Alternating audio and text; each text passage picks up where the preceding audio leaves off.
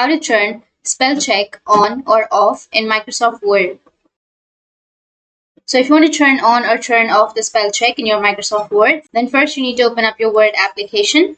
Once you open up your Word, now you just need to simply go with options, which is here on the bottom left. Once you're here on the options, you need to go with the proofing. On the proofing here, you will have autocorrect options. And here you need to make sure to toggle on the option of check spelling as you type. So make sure to turn it on. And once you turn it on, now you just need to simply go with OK. And once you go with OK, now you just need to simply go with a new file. So go with a blank document. And here you need to write something. For example, I'll be writing something. And here you can see that I have a red line. Or you can simply go with the review option, which is here on the upper side. And then go with spelling and grammar. And here you will have the options or suggestions. You can ignore, or you can add it to the dictionary, or you can simply correct that one. So that's it. And if you have any questions, feel free to comment below. Thanks for watching.